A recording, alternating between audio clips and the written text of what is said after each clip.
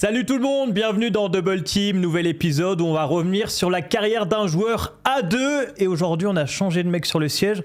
On est allé chercher un mec un peu plus grand, un peu plus shooter que Erwan. C'est Steph qui est avec moi, comment ça va ? Salut Tom, grand plaisir d'être là, surtout pour parler du garçon qu'on va évoquer. Ah bah, si on est avec toi, c'est qu'on va parler de Dirk Nowitzki, évidemment. Bien sûr. Ton joueur préféré ? Ouais, mon idole. Si on te dit Dirk Nowitzki là comme ça, c'est quoi la première image qui te vient en tête d'ailleurs ? La première image que j'ai en tête, c'est quand il part après le titre et qu'il célèbre pas, il va dans le vestiaire tout seul, on le voit prendre le couloir comme ça pour aller pleurer, pour se remémorer les mauvais moments qu'il a passés, pour pouvoir profiter de ce titre de champion NBA, parce qu'on y reviendra, il y a eu des mauvais moments quand même. On en parlera de toute sa carrière. Toi, tu as quand même eu la chance de le rencontrer, c'était avec First Team.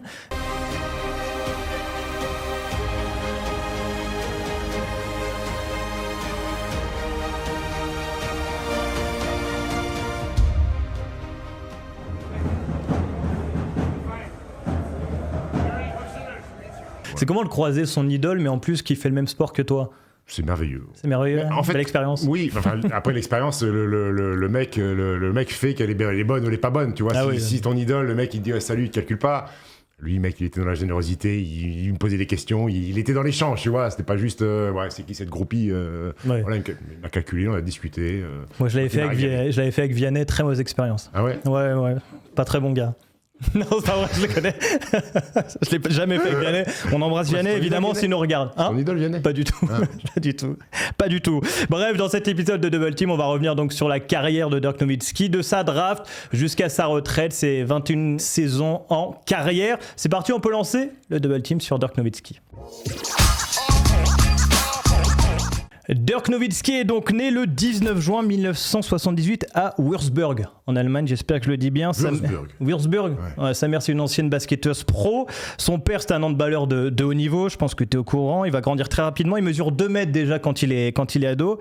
Et comme toi, il ne va pas commencer par le basket, il va commencer par le tennis. Exactement. Et il est très bon. Il est plutôt pas mal. Il organise d'ailleurs chaque année un tournoi de charité à Dallas. Et une fois...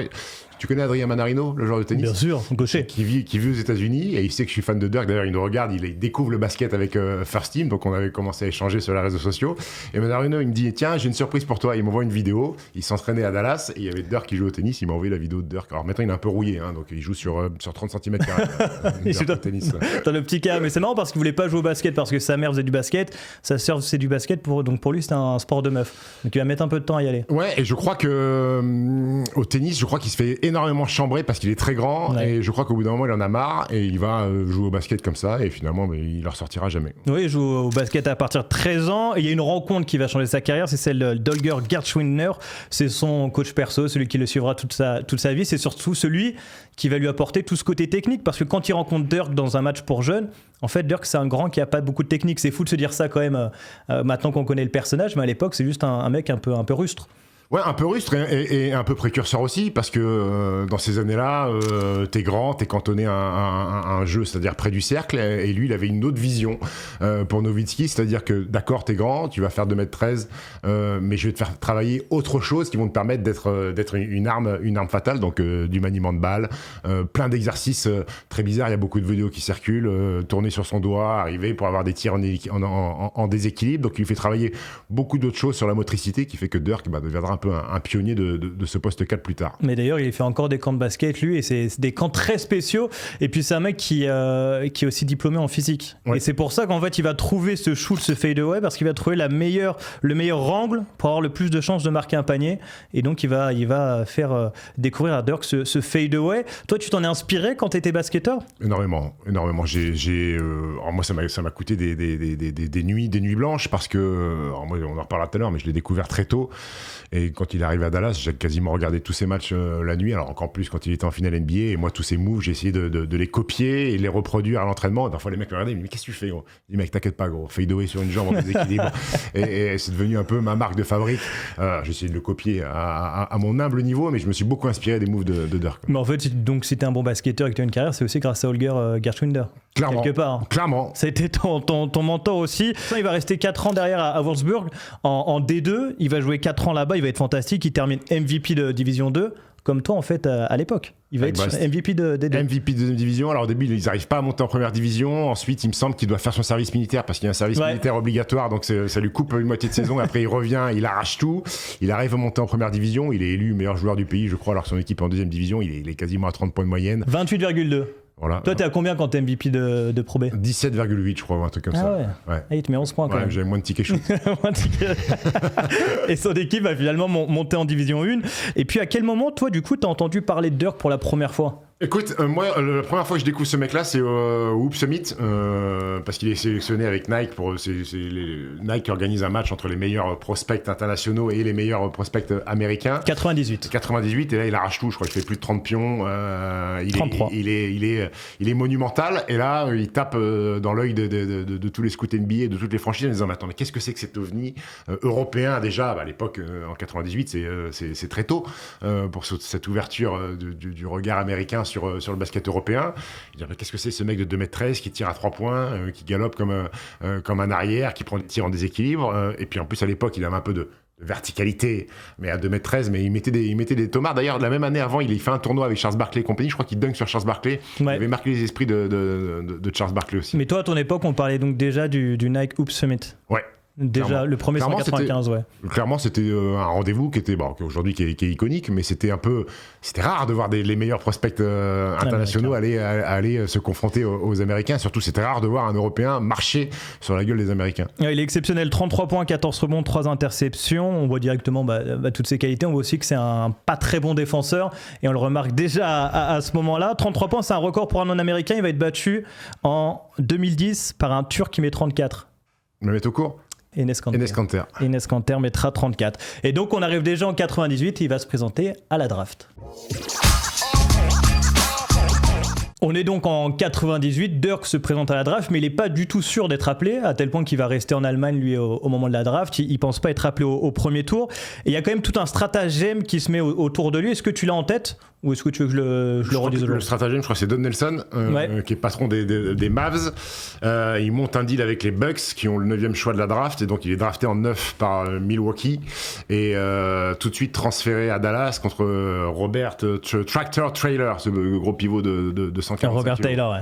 En fait, c'est parce que les Mavs, à l'époque, veulent aussi récupérer Steve Nash, qui est du côté de Phoenix. Donc, ils vont aller chercher Robert Taylor, qui vont envoyer derrière avec Pat Garrity, du côté... Garrity, bon joueur. Voilà, du coup ils vont faire un package pour l'envoyer à Phoenix et récupérer Steve Nash. Donc ils vont arriver à récupérer la même année Dirk Nowitzki et Steve Nash. Ce duo, tu l'as en tête, tu l'as beaucoup regardé ? Je l'ai en tête. Il faut rajouter Michael Finney, parce que Michael Finney était quand même le 3e larron de cette équipe des Mavs au début des années 2000. Je l'ai en tête, oui. Je l'ai en tête Steve Nash avec ses cheveux peroxydés. J'ai en tête des photos de Steve Nash qui est très bon dans la night avec Dirk Nowitzki. Il y a quelques photos iconiques qui traînent sur internet où je pense qu'ils ont bu quelques litrons de binouze. Mais oui, c'est un binôme qui a fait fantasmer. Et quand on voit ensuite la carrière des mecs, tu t'aperçois qu'à cette époque, Dallas avait peut-être... ils ont eu un mec MVP plus un double MVP avec Steve Nash ensemble dans la même équipe. Ce qui est sûr, c'est qu'ils font un énorme call à draft. D'ailleurs, il y a une petite histoire autour, c'est que Don Nelson, il voulait, donc ça faisait un mois qu'il travaillait autour de Dirk Nowitzki, enfin ça faisait plusieurs mois avec son fils Donnie Nelson, il le faisait même s'entraîner dans son garage, et au moment de la draft, ils sont sûrs de le prendre, sauf qu'ils pensaient que Paul Pierce allait sortir top 5. Finalement, ils arrivent au pick numéro 6 de Dallas. Don Nelson, c'est son joueur préféré, son prospect préféré. Il se dit, il est encore dispo. Finalement, c'est son fils qui dit, ça fait trop longtemps qu'on bosse sur Dirk, vas-y. On peut pas passer à côté. Et il sortira que 10e. Et il ira à Boston. Donc voilà pour la petite histoire. Tout le monde est content. Tout le monde est content au final. J'ai l'impression que c'est deux légendes. Et débarque dans une ligue où les Européens sont encore rares. C'est plus dur de réussir à NBA à l'époque qu'aujourd'hui. Ouais, c'est plus compliqué. D'ailleurs, Tony Parker a ouvert cette voie aussi aux Français. Le regard extérieur des Américains. Et d'ailleurs, Dirk est vite décrié d'ailleurs sur son début de saison parce que son année rookie est plutôt compliqué. Il est en souffrance sur les qualités athlétiques de cette ligue-là. Il a du mal à tenir les duels. On l'appelle Dirk Nowitzki. Oui, sans D. Dirk without D. Il est pas minable, mais il est en grande souffrance. Il fait une très petite saison rookie. Il y a beaucoup de railleries sur lui en disant que jamais il pourrait s'imposer dans cette ligue de surathlètes. Dans une équipe des Mavs qui n'avait pas fait les playoffs depuis 90. Au début de la première année, c'est pas ce match. Je crois que c'est l'année du lockout. Je crois qu'il gagne que 19 19 matchs sur les 50 joués. C'est un peu compliqué. Puis après, la deuxième année est un peu plus consistante. Est-ce que pour toi, c'est l'Européen qui a eu le plus d'impact dans l'ouverture au monde, l'impact en tant qu'Européen, ou il y a Drazen Petrovic qui arrive avant ou d'autres après? Le problème de Drazen Petrovic, c'est que c'est court en fait. C'est que là, quand il commence à marcher sur la NBA, il y a malheureusement ce décès sur un accident de voiture qui mettra fin à tout ça. Il en fait partie, il n'est pas seul. Moi, il y en a 3, c'est Pau Gasol, lui et Tipeee pour moi qui ont permis ce regard un peu plus positif des Américains sur le basket européen. Il arrive avec le numéro 41, tu sais pourquoi? Non, je ne sais pas. Quand il est jeune, il porte le 11 comme son père. Après, il y a les JO de 92 avec Charles Barkley qui porte le 14, son joueur préféré. Donc, il se met à porter le 14 et il arrive en NBA. Il demande. 14. Voilà, il y a Robert Pack portait le 14. Il lui dit: est-ce que je peux le prendre? Il fait. Ah, Heineken maintenant, Robert Pack. Il vole le 14, il fait hell no, et du coup il a inversé, il a pris le 41. Voilà pour la petite histoire autour du numéro qu'il a regardé toute sa carrière. Tu as dit c'est compliqué au début, on le fait jouer 3 aussi, alors qu'après on va le remettre 4, voire par moment même 5, mais c'est un mec qui était trop lent pour jouer sur les ailes. C'était la grande phobie des Ricains. On se rappelle d'ailleurs de Jan Vesely, quand il arrive du Partizan Belgrade, il arrive à Washington, ils veulent le faire jouer 3 alors qu'il fait 2-10 et c'est catastrophique. Ils y reviennent rapidement en disant bah non, en fait 3 c'est pas possible, un mec 2-13 qui peut pas tenir un duel défensivement où ça va trop vite, c'est pas un énorme manière de ballon, on peut pas jouer un pick and roll, donc ils ont vite compris que son poste de prédilection ce serait le poste 4. À l'été 99, il va se buter à la salle, hein. Il va prendre 9 kilos de muscle, et puis il y a surtout l'arrivée d'un homme qui va tout changer, c'est l'arrivée de Mark Cuban. Dans les années 2000. Il arrive le 4 janvier 2000, exactement. 4 janvier 2000 et qui bouleverse un petit peu tout, même au niveau du coaching staff. Et bah oui, parce qu'il arrive, il rachète les Mavs pour 280 millions de dollars. La franchise... Belle affaire. Belle affaire. J'étais sur le coup, mais j'ai pas pu. La franchise, elle va prendre un virage d'un point de vue technologique. C'est un mec qui est très à la mode là-dessus. Oui. Et du coup, il va moderniser les infrastructures, financer des analytics aussi pour préparer les matchs, préparer les joueurs, scouter les joueurs. Donc il va avoir un vrai changement. Avec un peu de recul, c'est un mec qui est aussi important que Dirk pour l'histoire des Mavs. Mark Cuban. Ouais. Mark Cuban, si aujourd'hui Dallas est une franchise légendaire, un peu moins quand même que les Celtics et les Lakers, c'est en partie grâce à Mark Cuban, le boulot effectué par ce mec-là, la croyance déjà en Nowitzki en disant toi tu vas être mon go-to guy, en s'attachant les services d'un mec qui a joué pour qu'une seule franchise. Mark Cuban, il a bouleversé le sport à Dallas et le sport même dans le Texas par ses investissements, par sa passion aussi. Mark Cuban, un mec passionné au bord du terrain. On a vu les images. Qui vivait les matchs. Mec, quand il gagne en 2011, je suis ému pour Dirk, mais je suis aussi ému pour Mark Cuban qui court après ce titre de champion NBA depuis 11 ans maintenant et de tous ces investissements faits. Quand il arrive en 2000, il vient voir Dirk, il dit tu sais que moi je peux jouer un peu au basket et tout, il dit j'aimerais bien qu'on fasse un contre un. Ouais. Première réaction de Dirk, il lui met un spin, il lui met un tomard dans la gueule et après ils n'ont plus jamais joué ensemble. Normal, Marc. Normal, à un moment il faut respecter un peu les rangs. Tu le disais, ça va mieux pour Dirk, il est deuxième au MIP, il passe de 8 points à 17 points à sa deuxième saison. C'est qui le MIP cette année-là? Oh, je l'ai pas noté. C'est Jalen Rose, baby. C'est Jalen Rose, bravo. Bravo Jalen Rose. Il participe au Rising Star Challenge, concours à 3 points. Ça y est, Dirk. C'est la première fois, c'est le plus grand joueur à participer au concours à 3 points cette année. Il va en finale. Ouais. C'est qui gagne? Non. Ouais, moi non plus. Je ne l'ai pas noté. Je le mettrai évidemment en bandeau. Hein. On avance en 2002. Il devient All-Star pour la première fois au NBA. Il termine même 8e à la course au MVP. Les Mavs, ils perdent au second tour contre les Kings. Mais ça y est, Dirk est enfin rentré dans sa carrière. C'est quoi tes premiers souvenirs de lui qui marche un peu sur la ligue? Mes premiers souvenirs de lui, alors déjà c'est ramener les Mavs en playoff, ça a été énorme, il y a eu 12 ans d'attente pour revoir Dallas en playoff. Il y a cette petite rivalité qui viendra ensuite avec les Spurs, les deux franchises texanes où ils se sont énormément joués en playoff. Les souvenirs, moi c'est un mec qui fait des cartons, qui est capable de mettre 40-45 pions, et à l'époque, grosse capacité de rebondeur. Pour Dirk qui monte à 18 ou 19 rebonds parfois sur certaines rencontres, sous-estimer les qualités de rebondeur de Nowitzki. Alors il fait 2m13 certes, mais des mecs à 2m13 qui n'ont jamais pris 19 rebonds, j'en connais pas mal. Il y a quelques flashs de highlights, allez voir sur YouTube, et il y a quelques tomards bien sentis parfois de Dirk, qui est un peu plus juteux que sur sa fin de carrière. Et puis il y a ce début du fadeaway sur une jambe en déséquilibre qui commence à chambouler un peu la NBA et qui a inspiré, si KD aujourd'hui est devenu un attaquant redoutable, il y a une énorme aspiration du fadeaway sur une jambe de Dirk. Et puis à côté il y a aussi le basket FIBA qui continue. En 2000 2002, il y a cette Coupe du Monde qui se passe aux États-Unis où il est exceptionnel. Toi, tu l'utilises souvent comme argument pour placer Dirk tout en haut des Européens all-time. T'as quoi comme souvenir de cette compétition? Tu te souviens la regarder, voir Dirk écraser tout le monde? Dirk est exceptionnel. Il faut se rappeler à l'époque que l'Allemagne est quand même c'est pas l'Allemagne d'aujourd'hui avec Schröder, les frères Wagner et Daniel Theiss et compagnie.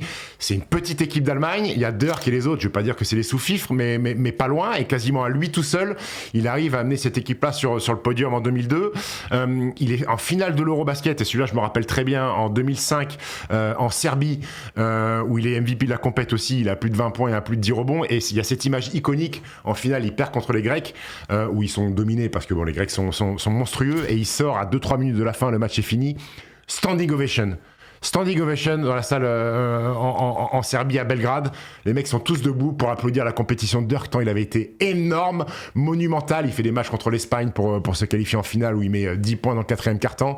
Il a chamboulé le basket FIBA et Pau Gasol a été exceptionnel, Tipeee a été exceptionnel, mais c'est pas les mêmes rosters. Ce que Dirk a fait, être capable d'emmener ce pays avec, alors ils ont eu Patrick Femerling, ils ont eu Ademola Okulaja qui est décédé maintenant, ils ont eu des Green, des mecs, ils ont des bons joueurs, mais c'était pas les armadas qu'il y avait autour de Pau Gasol et de Tipeee autour de lui. Et avoir emmener cette équipe-là 2 fois sur un podium, un à la Coupe du Monde et un à l'Euro, pour moi ça reste un exploit monumental. Et puis toi, ça te conforte dans l'idée que c'est ton joueur préféré?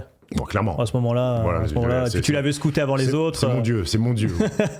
En NBA, on y retourne. Donc il y a ces playoffs, il perd contre les Spurs et on va commencer à avoir en lui un leader, mais pas assez leader pour faire gagner une équipe. Ils vont même casser le projet, faire repartir Steve Nash du côté des Suns. Ils vont faire partir aussi Michael Finley. Est-ce que tu te souviens de cette époque où on fait venir un nouveau coach, on fait venir Avery Johnson.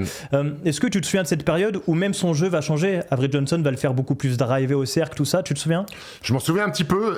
Alors, les Mavs étaient toujours très fort dans la conférence Ouest, mais n'arrivait pas à passer le cap et on commençait à douter des capacités de leadership de Nowitzki. Alors il était All-Star, il faisait partie des meilleurs scoreurs de la ligue, mais il y avait toujours ce cap à passer en disant ok, ce mec c'est un super joueur, il a des bons résultats, ils sont à plus de 50 victoires quasiment chaque année, mais il n'arrive pas à passer ce step pour emmener Dallas en finale NBA ou même en finale de conf ou être champion NBA. Et il avait un peu cette étiquette parfois de loser qui reviendra en plus collera à la peau en 2006 quand cette défaite contre Miami en finale, et on le voit prendre des face-up face au cercle, fin de tir, être capable de driver, aller finir au cercle sur des lay-ups main gauche, faire un petit peu plus de choses, toucher beaucoup plus le ballon sur du high post, où il est devenu injouable parce que quand les mecs venaient doubler, il avait cette qualité de passe pour servir les autres. Il y a un peu cette transformation là, et il commence à comprendre que ok, tout ce que je fais c'est exceptionnel, je suis le plus grand joueur allemand de l'histoire, avant c'était Detlef Schrempf et j'ai détrôné Detlef Schrempf, mais à un moment donné, qu'est-ce que je dois faire d'autre pour marquer la ligue? J'ai déjà marqué par l'allemand qui fait partie des meilleurs joueurs de la ligue,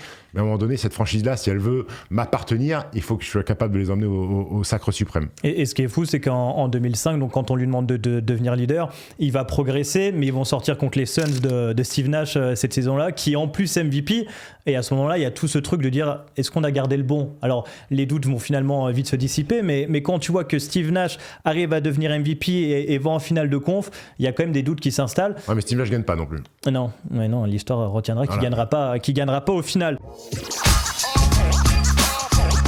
Ces défaites, elles vont servir à Dirk qui va avoir beaucoup de défaites marquantes. En 2005-2006, il est peut-être au sommet de son art. Il est All-Star, il tourne à 26,6 points saison encore en carrière avec des pourcentages de cochon. Il fait podium MVP, All-NBA First Team, All-Star, remporte le concours à 3 points. Et puis il amène son équipe jusqu'au NBA Finals. Avant d'aller sur ces NBA Finals, est-ce que pour toi, elle est là sa plus grande saison all-time ou elle est la saison suivante quand il est MVP? C'est difficile parce que cette saison-là, elle est magnifique, elle est conclue par une finale NBA. La saison d'après, on se rappelle de cette élimination, c'était la première fois sur un match au meilleur des 7 manches qu'une équipe première de la conférence Ouest se fait sortir par un 8e, en l'occurrence les Warriors de Baron Davis. Et on se rappelle tous de cette remise de trophée de MVP qui est un peu tristounette parce que ils sont plus dans la compète et que les émotions redescendent un peu parce que les Mavs sont éliminés depuis un moment, il prend ce trophée de MVP, mais il a la haine en fait. Il part en Australie un mois derrière. Oui, il part en pèlerinage. Ouais. Alors ça devient le premier Européen de l'histoire à être MVP de la NBA. Mais je trouve que la saison d'avant, mélangé à tout ça, alors il est pas MVP, mais le fait d'aller en finale NBA, je trouve qu'elle est un peu plus glorieuse que ce titre de MVP où t'es sorti par une équipe des Warriors avec Stephen Jackson, là, ce chien de Stephen Jackson. En 2006, on y retourne en finale de conf, il tape du coup finalement les Suns de Steve Nash, même de Baba qui à l'époque qui est MIP. Et puis il y a cette finale face au Heat de D-Wade et du Shaq. Toi, D-Wade, t'en pensais quoi à ce moment-là dans sa carrière? T'étais un fan de D-Wade? Non, j'ai jamais été un fan de D-Wade. Je kiffais le joueur. J'ai pas été fan de Dirk sur ces finales-là. Il vendange beaucoup. Il mène 2-0. Ouais, il mène 2-0 et après il est cata sur les pourcentages au tir. Bon, c'est ces fameuses finales où D-Wade passera 24 heures sur la ligne des lancers francs, où il passe toutes ces finales à shooter des lancers francs. Bon, ils sont meilleurs que nous. Je dis nous, comme si j'étais joueur des Mavs en 2006. Bout de banc. Non, ils sont meilleurs, mais Dirk se craque. Dirk se craque totalement et elle lui fait mal parce qu'il y a cette défaite et le fait qu'il n'ait pas assumé son rôle de leader sur ces finales-là. Et D-Wade va le dire derrière dans la presse. Hein. Exactement. Ils vont pas serrer la main derrière durant les All-Star Games. Il l'aura très mal pris à cette période. Il lui dit c'est un bon joueur, mais c'est pas un leader. Et finalement, donc cette défaite va lui servir. Donc la saison suivante, tu le dis, il est MVP avec plus de 24 points et le fameux club des 50%. 40-90. 40 à 3 points et 90 au lancer franc. Est-ce que, mine de rien, t'as eu peur à un moment que ce soit une carrière de loser? Moi, sincèrement, quand ils perdent en 2006 contre Miami, je dis ils n'y arriveront pas en fait. Okay. Ils ont laissé passer leur chance. Et jamais ils y retourneront. Et j'ai pas l'air d'avoir raison parce qu'il faut attendre 5 ans. 5 ans, c'est long. Mec, quand tu fais une saison 2005-2006 comme ça, quand t'es MVP 2006-2007, mais que t'es toujours pas là, tu dis à un moment ça y est, ça a tourné. Surtout quand tu connais la NBA, la draft, les équipes qui se renforcent, tu dis bah voilà, le cycle des Mavs alors qu'ils aient passé des saisons à gagner 60 matchs, ils roulaient sur la saison régulière, tu dis ça y est, ils ont laissé passer leur chance, il y arrivera pas. Et au bout d'un moment, je dis bah écoute, c'est fini, il a été le premier européen MVP, il a été All Star, et bah il faut faire le deuil de tout ça. Et jamais un instant j'ai cru possible un retour, le retour en 2011 où ils sont champions NBA. Ce titre-là, pour moi, il sort de nulle part. Et ce qui est fou, c'est que avant 2011, tu le disais, il y a des années compliqué, il va se faire aussi escroquer par sa meuf. Je sais pas si tu te souviens. Oui, alors qu'il voulait la demander en fiançailles. Il s'aperçoit finalement que c'est. Ça fait très mal ça. Alors, ça fait mal. Moi je l'ai pas vécu, toi tu l'as vécu, bah, parle-nous un peu de. non, mais par contre, je me dis que quand t'es joueur pro, on connaît ta femme, elle est très stable et tant mieux, mais tu l'as toujours dans un coin de ta tête, non, quand tu te mets avec quelqu'un, que tu peux te faire escroquer. Mais. À cette époque-là, c'est plus rare. On sait qu'aujourd'hui, c'est très compliqué en fait. C'est une émission qu'on pourra faire un autre débat là-dessus. Bien sûr. Quand t'es milliardaire et que t'es superstar NBA, et comment tu fais pour rencontrer une femme? Comment tu fais pour juger la sincérité et l'amour de la femme? Est-ce qu'elle est là parce que t'es Dirk Nowitzki, parce qu'elle aime bien ta coupe de cheveux, parce que t'es blond et t'es grand, ou elle aime bien ton oseille parce que t'es une star NBA? C'est dur à faire en fait. Ouais. C'est très compliqué à faire le discernement. Donc, lui, surtout si elle est très jolie. Oui. Sean Graham, faut qu'il fasse attention. Gros. Si jamais il tombe sur une bombe, faut qu'il se pose quelques questions. Donc tu le disais, les saisons suivantes, Mark Cuban, il va être obligé de bouger l'effectif. Jay va remercier Avery Johnson, il va le remplacer par Rick Carlisle, il va faire venir aussi Jason Kidd. Toute la refonte va prendre un peu de temps. Cette équipe qui va finalement voir le jour en 2011, c'est ton équipe préférée all-time? Magnifique. Bah déjà il faut venir Tyson Chandler qui est quand même un game changer dans cette équipe-là. Un des meilleurs défenseurs à l'époque. Jason Kidd qui est sur la fin de carrière mais qui s'est réinventé un petit peu en shooter à 3 points et en patron d'équipe. Et puis t'as des soldats, des Sean Stevenson, Jet Terry, qui est exceptionnel, Sean Marion. Voilà, t'as des mecs qui sont là exceptionnels. JJ Barea que t'aimes beaucoup. JJ Barea qui fait un carnage sur ce run de playoff, le 4-0 contre les Lakers, champion en titre. Il sweep les Lakers avec cette image affreuse de Bynum qui détruit JJ Barea sur un petit lay-up. Ce run de playoff, et on en a déjà beaucoup parlé sur First Team, quand on fait des débats sur quel est le plus beau titre de l'histoire de la NBA, les Mavs ils sont tout là-haut. Et puis toi, il y avait 2 Français, il y avait Yann Maimi et Rodrigue Bobois. J'imagine que tu en as parlé avec eux un peu de ce run. Avec Yann Maimi énormément, parce que déjà Yann, je l'ai côtoyé déjà sur les équipes de France, il savait que j'étais fan des Mavs, fan de Dirk, donc à chaque fois que je le croise, je le remercie pour ce petit tir à la fin du 3e quart-temps sur la ligne des lancers francs, qui a fait beaucoup de bien aux Mavs. Oui, c'était avec Yann, on en parle beaucoup, mais je sais pas, Je sais pas comment ils ont pu être champions NBA cette année-là, parce que cette équipe elle est atypique. T'as un All-Star qui est Dirk, Jason Kidd qui est All-Star mais qui est sur la fin de carrière, donc il y a mal partout. Il y a qu'un vrai All-Star dans cette équipe-là, et enfin il joue Miami en finale avec Chris Bosh, D-Wade et LeBron. On se refait le parcours vite fait. Premier tour, il tape les Blazers de Batum et la Marcus Aldridge. Second tour, ça va être un énorme statement à l'époque, c'est ils vont taper les Lakers de Kobe, Pau Gasol et tout. Les Lakers à cette époque-là, pareil, Kobe, tout ça, t'aimes bien, t'aimes pas, ça t'énerve? Non, j'aime bien. Moi, j'aime bien. J'ai jamais eu d'animosité envers ces Lakers-là. T'as toujours été un Kobe fan? Bon, non, moins que Thomas, du fan à First Team, mais Kobe m'a jamais insupporté. Et ils vont leur mettre un sweep. À l'époque, c'est quand même assez incroyable. Oui, et puis tu vois que les Lakers, ils ont la haine. Les attitudes sont désastreuses. Après, ils sont détruits par le basket des Mavs. Qui va à 10 000 à l'heure avec les feux follets, Terry, JJ Barea qui fait. Je pense qu'il a encore le DVD chez lui tous les matins. Il peut la regarder. JJ Barea, il a été exceptionnel dans cette série des Lakers. Et une fois que tu sweeps les champions en titre, bah, tu peux plus t'arrêter. Finale de conf, c'est face au Thunder. Pareil, ça c'est une bataille de génération entre les jeunes du Thunder et un peu les vieux briscards des Mavs. Et pareil, là, ils vont envoyer un vrai message. Et surtout, Dirk sur le run, Dirk il est exceptionnel. Dirk il est exceptionnel, mec, le patron. Et tu sens qu'il est en mission et qu'il sent que... Tu sais, parfois dans des équipes, ça clique en fait. Ça clique, peut-être que cette équipe-là, au départ, elle n'est pas amenée à être champion NBA, mais au fur et à mesure de la saison régulière, tu crées des affinités, tu sens que dans le jeu, tout le monde est en confiance, tu passes la balle. Quand tu fais une extra passe à Jet Terry, tu sais que lui, il s'est tatoué le logo de champion NBA. Il est arrivé au training camp avec le tatouage de Larry O'Brien. Tout le monde s'est foutu de sa gueule en disant je sais pas pourquoi, j'ai un bon feeling. Tu sens qu'il y a des histoires qui se créent comme ça et que l'extra passe, tu sais que Terry va filocher, tu sais que le sosie d'Arwan Abotret, Brian Cardinal, tu sais que parfois il va rentrer, il va mettre 2-3 bombinettes à 3 points. Il y a tout qui clique en fait sur ce run-là. Et ce qui est ouf en faisant les fiches, c'est que je regardais, ils arrivent en finale, et toi la même année, t'es en finale aussi de Pro. Alors pour la petite histoire, ce qui est exceptionnel, c'est que en 2011, quand Dirk est champion NBA, le jour d'avant, avec Nancy, on est champion de France. Et donc la mère de Noam, mon fils, mon grand, accouche, je suis à la maternité. Ah ouais. Je vais acheter l'équipe en bas à la maternité. Première page de l'équipe, Dirk Nowitzki champion NBA, et à côté un petit encart avec le Suc Nossi champion NBA. Donc sur la une, il y a, enfin moi je suis pas en photo, mais mon équipe qui est championne de France, elle est là. Bien sûr qu'elle est encore là dans les archives. Incroyable. Cette finale face au trio LeBron James, D-Wade, Chris Bosh, on parlait des Lakers que t'aimais bien. Pour le coup, j'imagine que le hit de cette époque, il t'irritait un peu plus peut-être. Il est irritant parce qu'ils ont construit une super équipe, un Big Three qui est censé être monstrueux, qu'au final prendront que 2 titres alors qu'ils s'attendaient à en prendre un peu plus. Cette finale elle est complexe aussi parce qu'il y a des retours de l'espace des Mavs, il y a des matchs qui doivent pas gagner, qui gagnent, il y a des matchs qui doivent gagner, qui gagnent pas, et ils se retrouvent à jouer un match 6 où... Il y a du chambrage aussi parce qu'il y a le match où il est malade, derrière on voit... D-Wade et LeBron James qui arrivent dans les coursives pour le shooting, qui font semblant de tousser comme ça. Ils chient sur Dirk en fait. Ouais. Et ça, faut pas Clairement. le faire. Et ça, faut pas le faire. et LeBron et D-Wade, ils sont bien contents parce qu'ils n'ont pas à défendre sur lui. Mais c'est Chris Bosh qui a ramassé pour les deux. Ouais, mais t'as raison, il y a ce match 6 qui est peut-être le plus grand match de Dirk. Moi, c'est mon match préféré. Oh, tu l'as commenté avec Thomas d'ailleurs. Dans un classic game, ouais. Dans un classic game.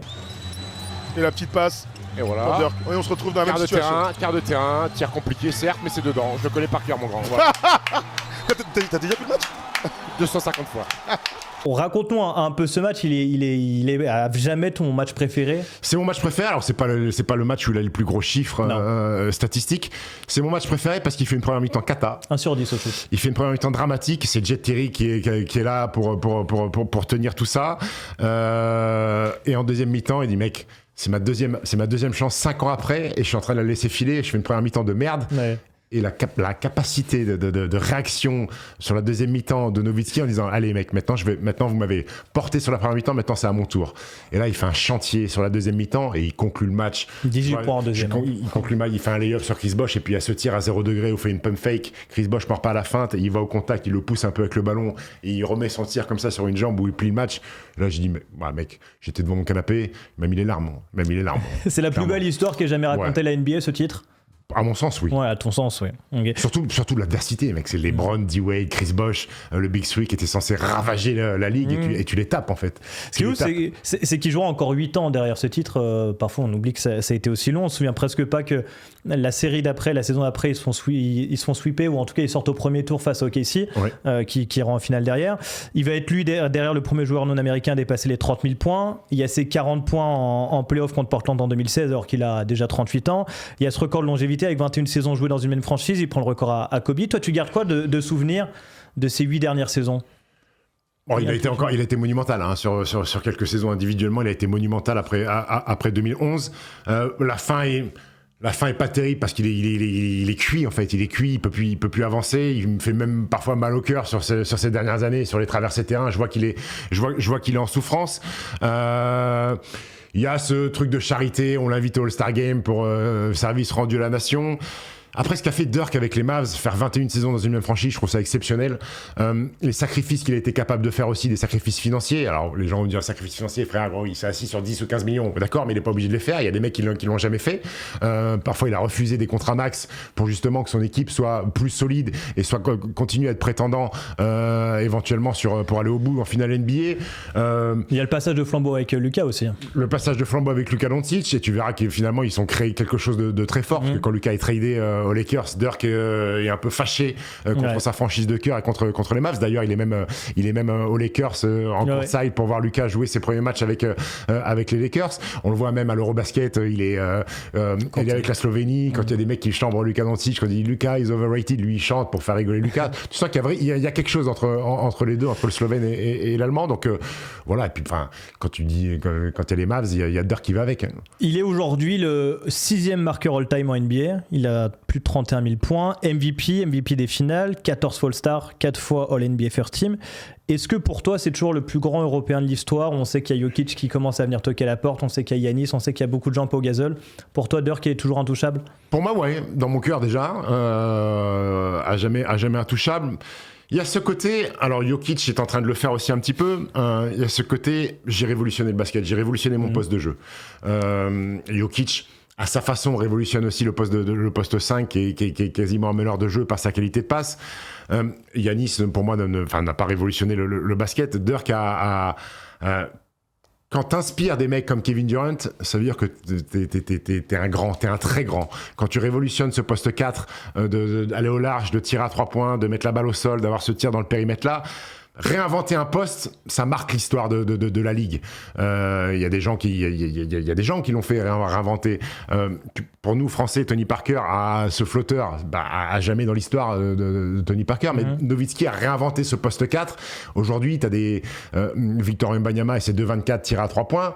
Je pense que Dirk est un peu le pionnier de Victor Wembanyama. Victor Wembanyama s'est inspiré de KD s'est inspiré de Dirk. Donc là-dessus, par rapport à la révolution du poste de jeu, par rapport à ce qu'il a, les joueurs qu'il a inspirés, les joueurs qui ont essayé de copier son move-là, pour moi, il fait qu'il est tout en haut. Et puis c'est peut-être le dernier mec de la nouvelle ère de l'ère post-2000 qui restera aussi longtemps dans une franchise. On va voir là les joueurs encore en lice.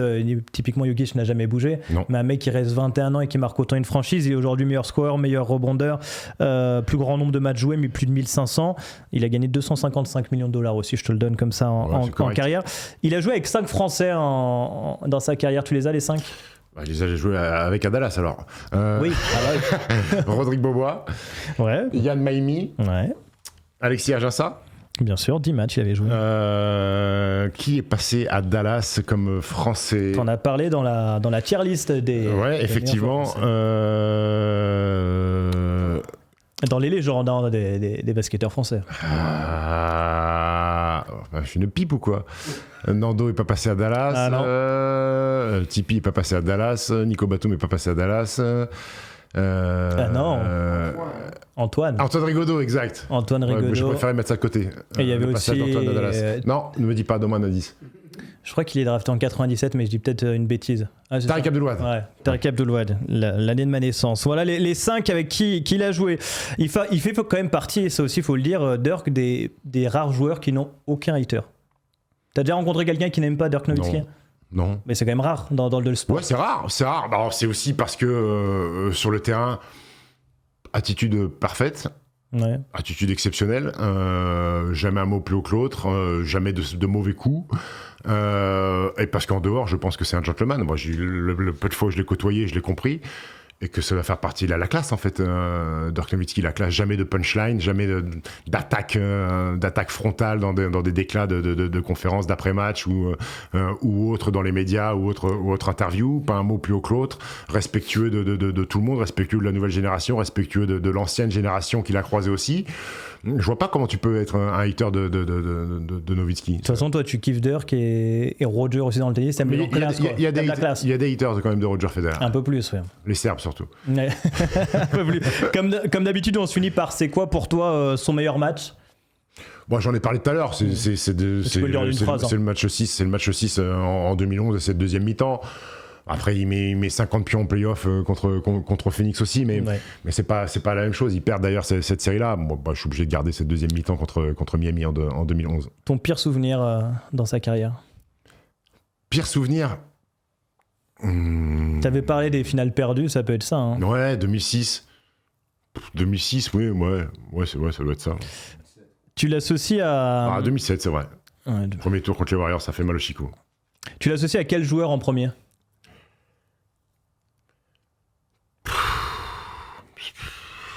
J'ai envie de dire Steve Nash. Steve Nash? Ouais.